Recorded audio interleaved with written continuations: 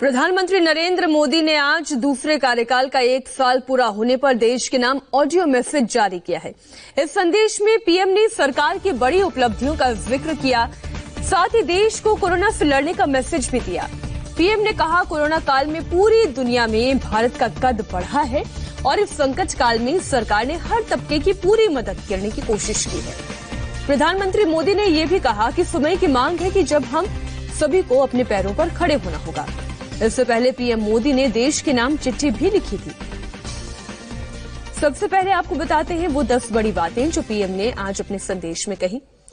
प्रधानमंत्री ने corona crisis पर फिर से देश का हौसला बढ़ाया। पीएम ने कहा, कोरोना संकट में देशवासियों ने दुनिया में भारत का नजरिया बदला। भारत के लोगों ने सूझबूझ से दिखाया कि एक भारत ही श्रेष्ठ भारत की गारंटी है। पीएम ने यह भी कहा कि समय की मांग है, हम सबको अपने पैरों पर खड़े होना होगा और अपने बलबूते पर चलने का एक ही मार्ग है, वो है आत्मनिर्भर भारत। प्रवासी मजदूरों पर भी पीएम का दर्द छलका। पीएम ने कहा, श्रमिक, प्रवासी मजदूरों समेत कई लोगों ने कोरोना काल में बहुत मुश्किल झेली और उन्हें कम करने के लिए सरकार काम कर रही है। प्रधानमंत्री मोदी ने दूसरे कार्यकाल के पहले साल की कई बड़ी उपलब्धियों का भी जिक्र किया।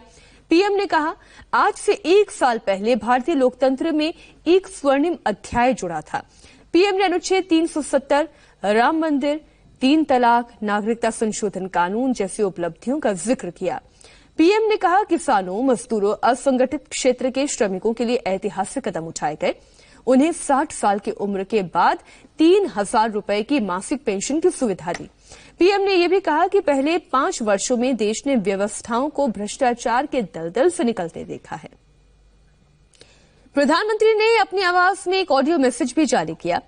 पीएम ने कहा, सबका साथ, सबका विकास और सबका विश्वास, इसी मंत्र के साथ सरकार हर दिन आगे बढ़ रही है।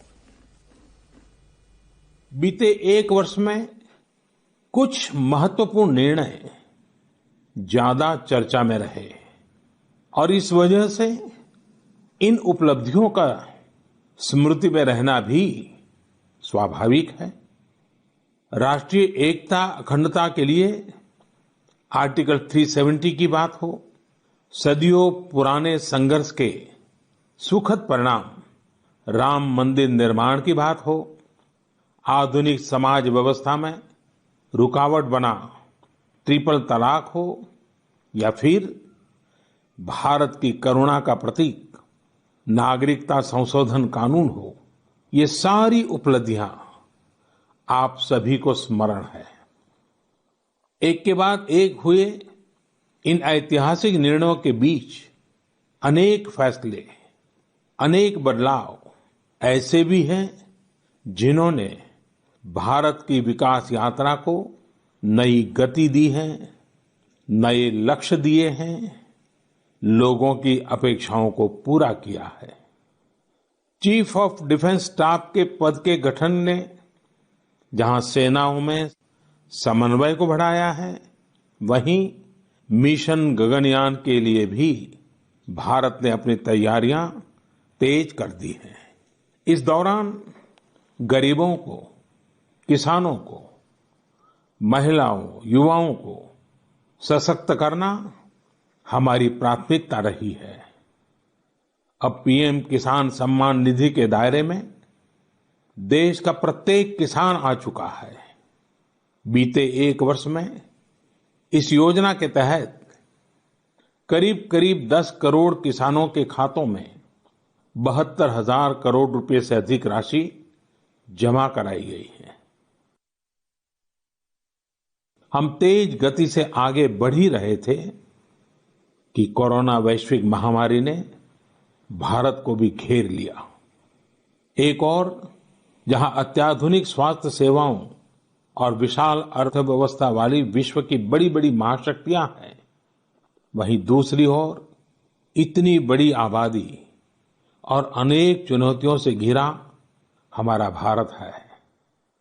कई लोगों ने आशंका जताई थी कि जब कोरोना भारत पर हमला करेगा तो भारत पूरी दुनिया के लिए संकट बन जाएगा। लेकिन आज सभी देशवासियों ने भारत को देखने का नजरिया बदलकर रख दिया है। आपने ये सिद्ध करके दिखाया है कि विश्व के सामर्थ्यवान और संपन्न देशों की तुलना में भी भारतवासियों का सामूहिक सामर्थ्य और क्षमता अभूतपूर्व है। ताली थाली बजाने और दिया जलाने से लेकर भारत की सेनाओं द्वारा कोरोना वॉरियर्स का सम्मान हो, जनता कर्फ्यू या देशव्यापी लॉकडाउन के दौरान नियमों का निष्ठा से पालन हो, हर अवसर पर आपने ये दिखाया है कि एक भारत ही श्रेष्ठ भारत की गारंटी है। निश्चित तौर पर इतने बड़े संकट में कोई ये दावा नहीं कर सकता कि किसी को कोई तकलीफ और असुविधा न हुई हो। हमारे श्रमिक साथी, प्रवासी मजदूर भाई बहन, छोटे छोटे उद्योगों में काम करने वाले कारीगर, पटरी पर सामान बेचने वाले, रेहड़ी ठेला लगाने वाले, हमारे दुकानदार भाई बहन, लघु उद्यमी, ऐसे साथियों ने असीमित कष्ट सहा है। इनकी परेशानियां दूर करने के लिए सभी मिलकर प्रयास कर रहे हैं, लेकिन हमें ये भी ध्यान रखना है कि जीवन में हो रही असुविधा जीवन पर आफत में न बदल जाए।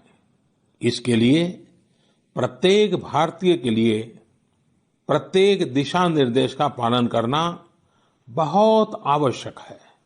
जैसे अभी तक हमने धैर्य और जीवटता को बनाए रखा है, वैसे ही उसे आगे भी बनाए रखना है।